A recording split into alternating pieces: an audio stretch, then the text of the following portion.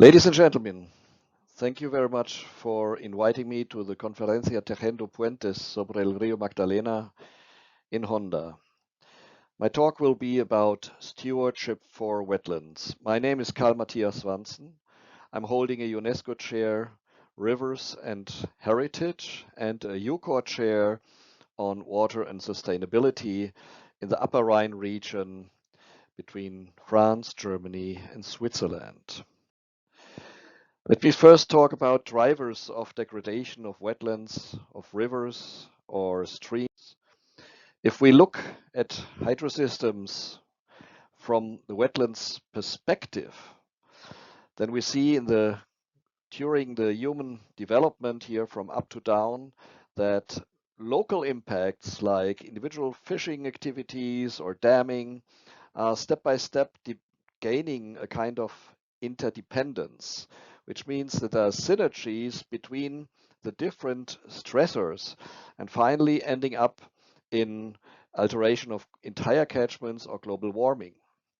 1/3 of the large rivers in the world are only remaining free flowing, and those that are remaining are already conceptualized to be dammed.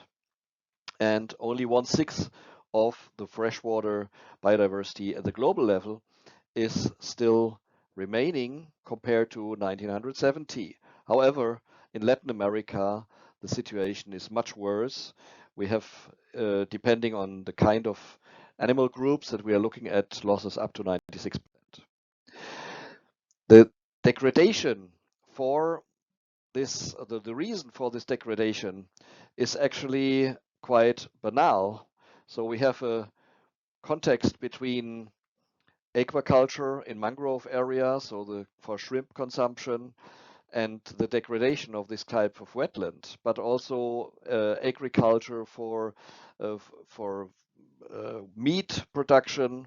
We are using more and more cars, and very often they are also consuming our natural space with oil pollution, but also with the rare earths that we need for production of batteries and so on and so on. So in the end, the question that the Global South should ask is, should we continue to produce luxury products either for the Global North or for the people consuming them in our own countries while destroying our own environmental life support basis? There is a biocultural diversity meltdown. We know this from certain species that if they are large-bodied or migratory and so on, then they are more or less doomed to extinction because our human impacts are touching them first. However, in the same way, there are also cultural traits that depend on this biodiversity, which are also lethal, which means that the people that are exerting these practices are not competitive anymore with our modern way of life. And here are some examples from Europe. We have these synergies between multiple stressors.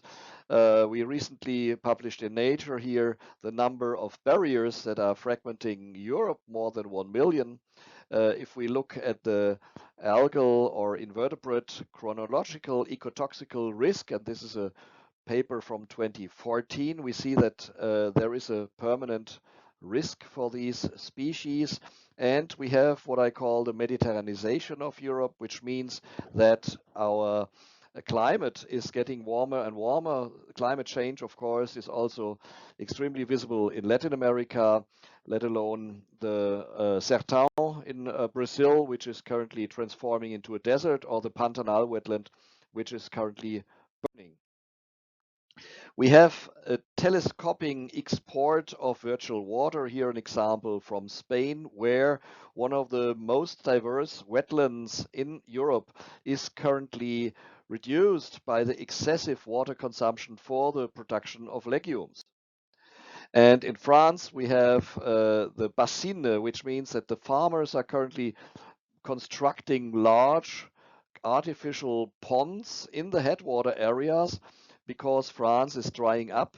but these constructions are of course taking away the water from the people that are downriver, and there are currently severe conflicts, including very physical conflicts about this construction.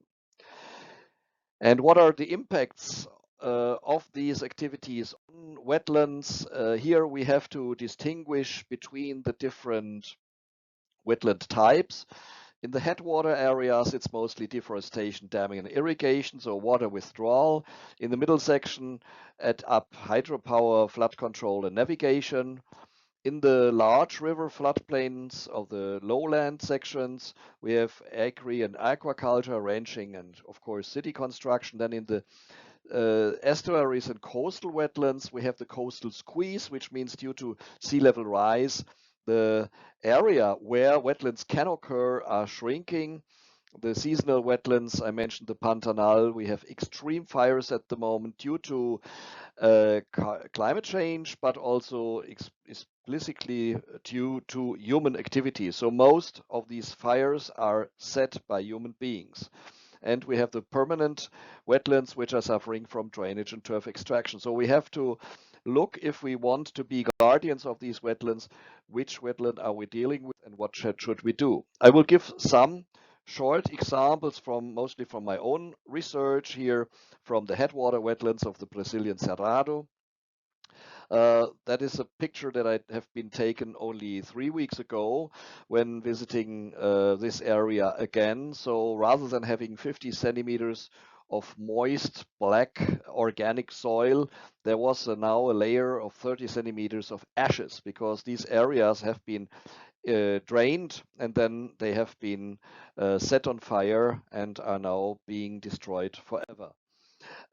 We know very little about these small wetlands. In Brazil, they are called veredas. In Colombia, they're called cananguchales. And the data density is very, very low. I'm currently having a PhD student working on that. But we need pan-Latin American recording of these wetland types and the classification of these wetland types for Brazil and for Colombia. We have recently been working on it, but these typology is only the first step. We have to further develop this into legislation that the specific type of vegetation is automatically protected. In theory, this is already done by the Brazilian Forest Code, but as you can see here, this is more valid on the paper than in reality. We have deforested headwaters, a consequent headwater erosion and downstream siltation. And this goes along with degradation of the stock of carbon in these soils, especially in the gallery forest and in the veredas. We have an extreme loss of this carbon content, along with the degradation, especially with erosion. Now looking at large river floodplains, here you see the Paraná floodplain in Argentina. We have been working on the flood pulse concept for many, many years with Wolfgang Jung.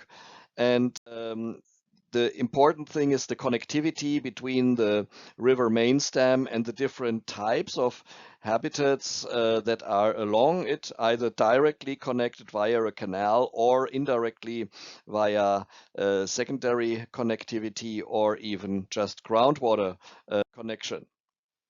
In the European case, in the Upper Rhine, for instance, we have more than 90% loss due to river regulation. And what has been left of these 5% is most in a very, very bad state. We have recently worked very intensively on reviewing the literature on the European rivers. But there's also now this book out, Rivers of South America, where we've done this for the Paraguay, which is still in a very good status, but we have to take care. Navigation affects biodiversity. It is all very well known. Now we have published this in Nature and hope that the data that were exploitable on a statistical way are useful to show how much navigation is impacting, of course, by homogenization of habitats and facilitation of the arrival of invasive species. We could also show this in mapping of the different words and the different contexts. So here for the global study, you see here the data density is much, much lower. We have a very clear relationship between navigation and invasion by exotic species. In the case of the Paraguay and Paraná, this is really dramatic. Currently, Brazilian, Bolivian, Paraguayan, and Argentinian government are planning to deepen and to straighten the course of the Paraguay River, especially the Tramo Norte, the uppermost 700 kilometers, in order to drain the soybeans from the production areas in the Cerrado to the Rio de la Plata and finally to Europe and Asia.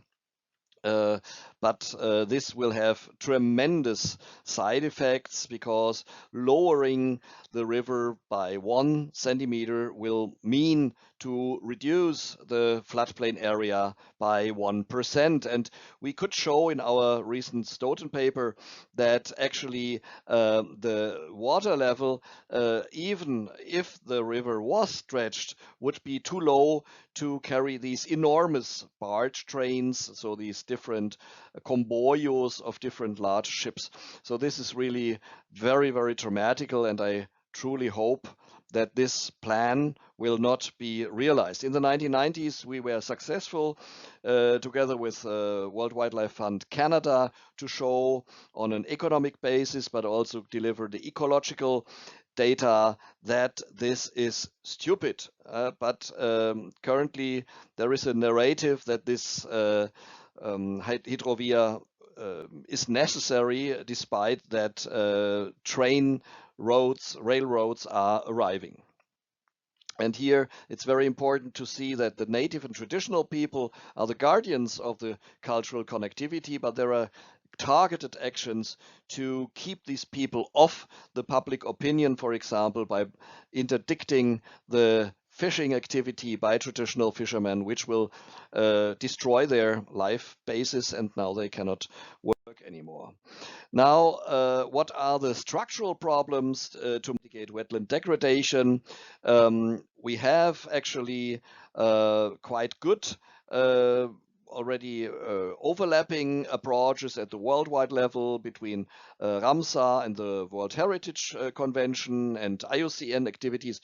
But if we look at the reality, we did this year for the heritage sites on the Loire and Dordogne rivers in France. There is a mismatch in conservation. Most of the designated areas, the conservation areas, national parks, and so on, are terrestrial. And there is a lacking cooperation between conservation programs and management programs like Man and the Biosphere and the given intergovernmental hydrological program. So they are it's siloing again, and we have a lacking integration of site managers who are actually very experienced with managing the situation and also with the governance. So how to convince people, even if I do not have the necessary political power, just by taking contact with the right people, sitting there, talking there, building up trust and so on, and step by step convincing the people that this management is really important. We have seen this in the case of the Dordogne. It took 25 years. But then now they have a wonderful biosphere heritage site, and this can also become the case for other wetland areas. However, institutions on the national and local level are not always collaborating very nicely. I studied this in Hong Kong, for instance. There is one institution only responsible for the headwaters, whereas another one is only responsible for the city as such.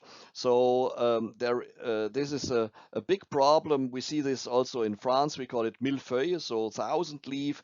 There are parallel water authorities that have partially overlapping objectives and territories, which makes the management so difficult. And if we go to transboundary wetlands, the situation is even worse. So we need more of these international commissions for the protection of the positive case that I could mention is the Rhine, but there also it has been taken about 40 years until the partners were finally sitting at one table, and only after 2 or 3 catastrophes, a chemical accident and several severe inundations. And then the member states started working together. I hope this can also be triggered by other events. If you look into the urban wetland situation, urban rivers, very often you do not see them anymore. You just read the name of a road that is named after a former stream that is now buried. And what we ecologists have been dealing with so far is mostly here this part of the physical and chemical impairment of the water body. However, there are not only these natural sciences aspects, but also social sciences aspects, and scientists still have to overcome this interdisciplinarity gap. So social scientists, humanities scientists, and natural scientists and engineers, they really have to learn how to speak with each other.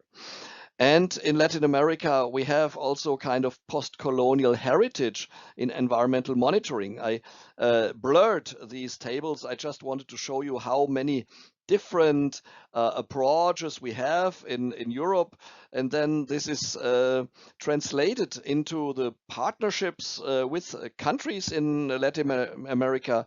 In Mexico, we have, if it exists, mostly by the Environmental Protection Agency, Rapid Assessment Protocol from the United States. In Colombia, thanks to Gabriel Roldan, we have the British Monitoring Working Party. In Bolivia, we had, at least by the time when I studied it, Belgium Biodiversity Index. In Brazil, Diverse, including the German index. In Argentina, again, the BMWP. So what we really need is a kind of Bolivarian revolution in Latin America to harmonize not only the classification of the wetlands, but also the biomonitoring to assess the status of these systems and to develop then classical measures, so key type measures. For example, very simple, if we constate that there is water pollution, then we need, of course, wastewater treatment plants, or we have to stop this effluent that is bringing the bad water quality. But for other parts of river and wetland restoration, there are, of course, other measures that are necessary. And then we have a kind of map on which we see the ecosystem, the impairment, we see the necessary measures that have to be taken. And finally, we can prioritize the actions that are the most urgent or that are, the biostrategically speaking, the most important to save a given population or species. So Europe has taken ages to come up with a Water Framework Directive, and I hope that this will be faster in Latin America. If we are studying impacts on ecosystems, we generally employ this DPSIR approach, which stands for the drivers, the pressures, the status, the impact, and the response. In other words, we are assessing the status via ecological indicators. Then we are identifying the functions that need to be improved, and then we choose the right method that could be used for an adaptive mitigation. And if I look into the scientific publications, then in the end of the conclusions, I generally find a phrase where somebody says, someone should. So the scientists, they are analyzing the problem, they are maybe fancying a potential solution to the problem, and stop. So before this information really reaches the ears or eyes of the decision makers, then it is published in an international journal, and actually it's worthless because very rarely these politicians are reading the papers that we are producing with a high impact factor. We need instead go on. We need to see how this solution can actually be integrated into the socio-political decision making, and then we have to take care that it is implemented, which is of course not our science problem, but we have to communicate better that it happens. And if it has happened, we need an effect monitoring. In Europe, we have invested billions of euro into river restoration without knowing the outcome, because once the project had been implemented, there was no more money. But we need to see which of the measures that have been taken are actually the best, and then we need a kind of swarm intelligence where we are analyzing the success or non-success, or often enough a kind of surprising outcome of a restoration measure, that we can use this better and immediately improve the approach for the next project. But unfortunately, the outcome of these studies, again, very often sits in the drawers of consultancy bureaus, and they are not revealing them to the others. We need data banks. In best way, it would be just one for entire Latin America to share this knowledge. And step before would be to have a single assessment protocol for entire Latin America, of course, with the different regional specificities. So we have kind of water regions. These exist already. The study by Abel and company has to be refined, and then we can say, oh, this type of ecosystem needs this type of management.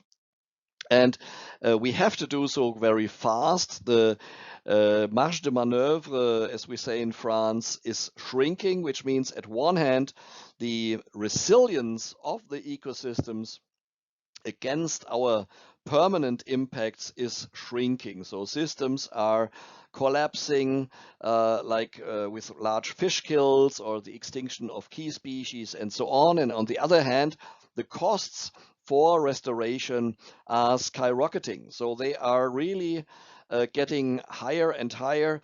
In the Ruhrgebiet, so the highest density population in Germany, 5 billion euro were invested. But on the other hand, the success, despite these enormous amounts of money invested, is relatively small. So the later we work on the restoration, the higher the costs and still the lower the outcome is. And in between, of course, we have the citizen that doesn't know exactly if this measure will have success or not. And there are also parties that promise, if you vote us, there will be no climate change, for example, all over the world. And this is, of course, very dangerous because, as I said, we cannot wait any longer. I'm recently collaborating also with psychologists because we want to find out what is actually driving people to take action. And we have to first ask the question, why don't we take action? We have very often, with the loss of the ecosystem, we have also a loss of the direct relationship. So no more fish, no more fishing, and handicraft techniques like wattling or so, they are lost. Then we have a loss of cultural activities that are an indirect use. They're connecting to this nature that is being lost. For example, the poetry of fishermen here in this case, and we studied this, colleagues studied this in Senegal River. Very, very interesting because it's recording practically the entire history of this river. And then with the water quality that is disturbed, the water starts smelling and has a disgusting appearance, then the people are just turning away from the river. We see this in many cities, that the city architecture is really ignoring the existence of the river. And now, after tidying up these rivers, we are starting to reintegrate them into our city. And then finally, there is a complete oblivion that the people have forgotten about it. And here we have to be very creative, because in this case, we need to create new curiosity, a kind of environmental education that shows these people how important the water bodies have been. Yeah, and as a biologist, I have to say we also have a kind of evolutionary deficit, because evolution is actually the selection of a strategy by the current environment and not by the future. And so most humans, as we are also subject to evolution, we are reacting mostly on immediate threats. So if I threaten you with a gun, you may react adequately. If I tell you stop smoking because in 10 years you will get cancer, you just look at me and don't feel any consequences. And in many societies, we see that the decision, I've shown you some examples with this strawberries, for example, at the beginning, or raspberries. This is not affecting the people. If a person in Europe buys these raspberries in the supermarket, they have no feedback from the people in Morocco that are now lacking water, and they are suffering from that and having children having cholera and so on, because there's not enough clean water for them. So this is a kind of separation between cause and effect, and we have to bring this together. So here again, the Pantanal example, you see here these barge trains. People are buying soybean products or just pork in Europe, and they have no idea that how this is teleconnected with the destruction of environment in America. So people are very often in this acedia status. Acedia is a term deriving from monks in the Middle Ages, when the people are just by their routine did not have any incentive anymore, and kept their life without any changes, no initiative, and so on.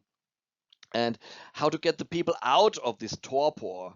And here is the case. I announced it before. In the case of the Rhine, there was a fire in a chemical industry that was producing pesticides, and then the water from the fireworkers, from the pompiers, was running into the Rhine, and eventually it killed practically the entire fish population in the Rhine.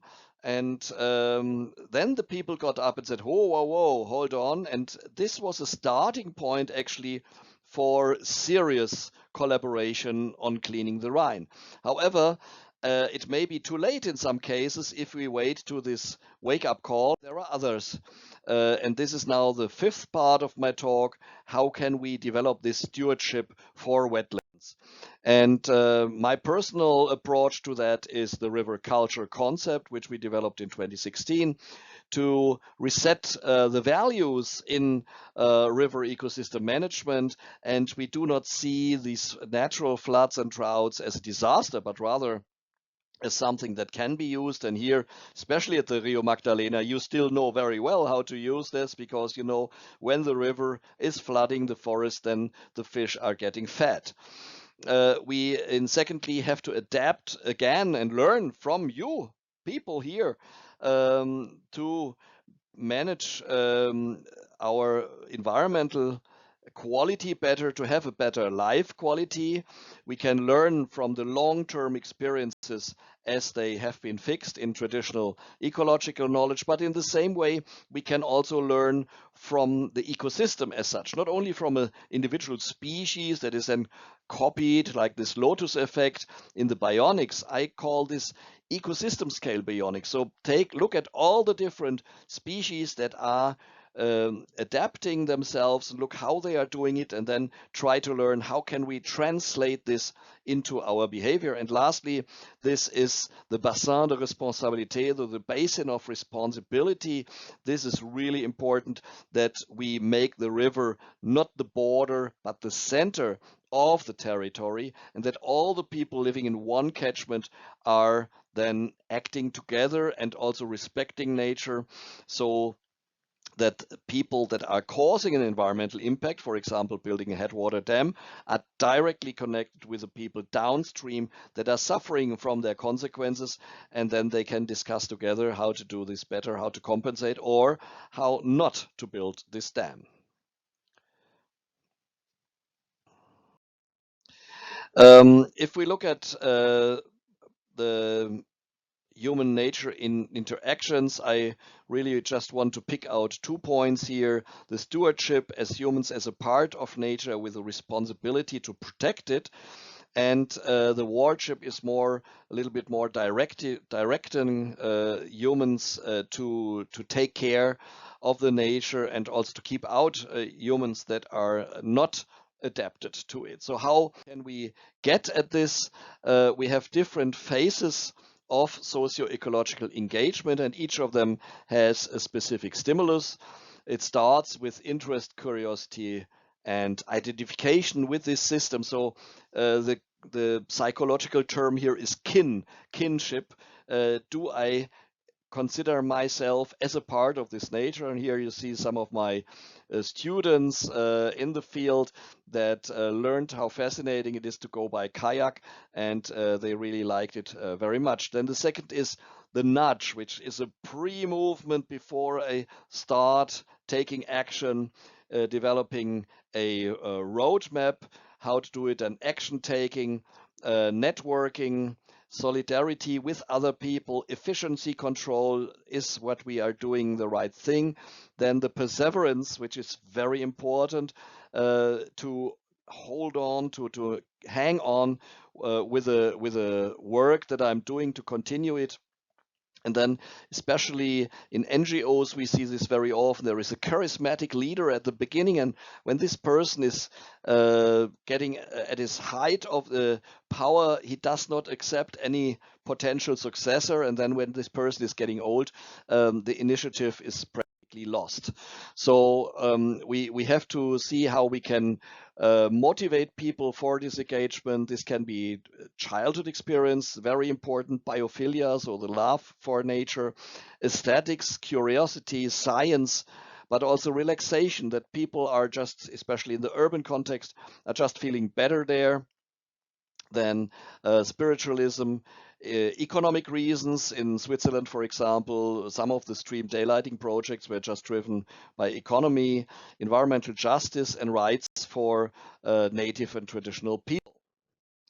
If we look at the drivers and values for disengagement here, this example on the left here shows the plastic rivers in Kinshasa, in Congo Democratic Republic. Within one generation, the people are turning away from the river just because of this pollution. Then here we have a kind of images created with artificial intelligence, where a student of mine is asking people, how would you like your river? And here a study from India, Now Let Me Flow, is by the Kerala, southern India government, a fantastic initiative where they're collaborating. Luisa Ricaute, who is hopefully present today, talking about Colombian Piedmont wetlands with a rural participatory appraisal. She developed methods how to identify the different use forms, and she then showed how different wetland types are contributing to the human well-being in this area, which is a good argument to maintain them. And now the last part is how to enact for wetland stewardship. This is the Arnstein letter, very well known to sociologists, very little known to ecologists.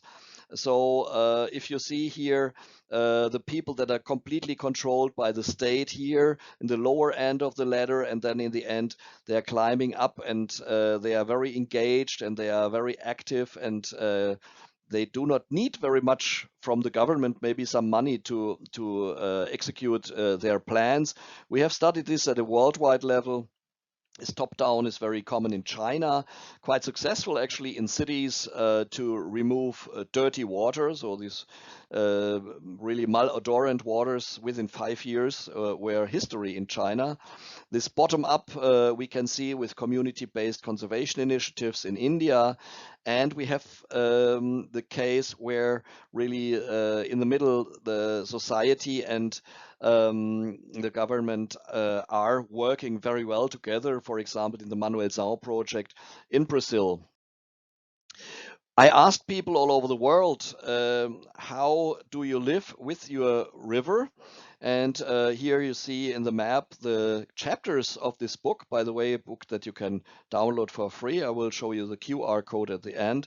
And step by step with workshops, and then in a big conference in Wuhan, a conference in Senegal, and finally the UN Water Conference, we constructed a community worldwide to work on these human-river relationships in collaboration, of course, with UNESCO, especially the Water Museums Network. And this is the book here. The lessons from it is that we have similar drivers, but different dynamics of deterioration of this river culture. The tipping points are approaching fast all over the world. There is cultural disruption, especially between generations, and we cannot get back to good old times. So if we are talking about this traditional ecological knowledge, we must not be romantic. We have to see how these practices from the past are can be translated into our current world situation. And we have, especially in terms of economy, we have to see how are the compensation measures. Then the nature-based solutions and sustainable innovations are coming up very fast at the moment, and we have again to develop this swarm intelligence to bring them all together and to check which is the best where. The river awareness helps bending the curves. Climate change can also be an efficient driver for this, and the good governance is needed for the entire river. So it's not, it's pointless if we have just a short section of the river that is protected and then upstream, downstream, everything is polluted. So coming back to the slide that I've been showing in the beginning, the forms of stewardship for different wetland types has to be tailored to the type of wetland. So in the headwaters, we mostly have to work with the farmers, but also with smallholders that are checking how can they change their crops, how can they make this adaptive and sustainable management without destroying nature. In the middle section, we have to deal with hydropower and navigation enterprises, but we can also here argument with climate change adaptation and flood control. In the floodplains, well, yes, we have a big problem here because in Europe we have destroyed most of them. Here you still have some of them. You have to see how can we do that. In the estuaries, it's mostly about the harbors, and in the seasonal wetlands, yeah, we have to define the borders very clearly, because very often during the dry season somebody says, yes, this wetland does not exist anymore, and then of course it is completely destroyed before the high waters is coming back. And for the permanent wetlands, the re-wetting is a big issue without increasing the climate change risk. So we need more economical studies. We need to look more behind the curtain. We need laws and legal pursuit processes, more investigative journalism, more payment on ecosystem service, more communication between the different social groups, and more engaged people in all fields, not only the scientists. And how to do that? We have set up now a concept for an international master course, which will be launched in September 2026, where we are putting together biophysical skills, so the ecosystem analysis, the classical job of the ecologists, together with the engineers, how to develop these solutions, the social analysis, how is the society working, and then the communication, how to communicate the solutions that have been developed and how to co-develop the whole thing with the entire society. So I'm now finishing. It's 40 minutes sharp. I want to thank you very much for your attention, and you may now, if you wish, flash your free copy of this book that has appeared at UNESCO Press, River Culture, Life as a Dance to the Rhythm of the Waters. Thank you very much and goodbye.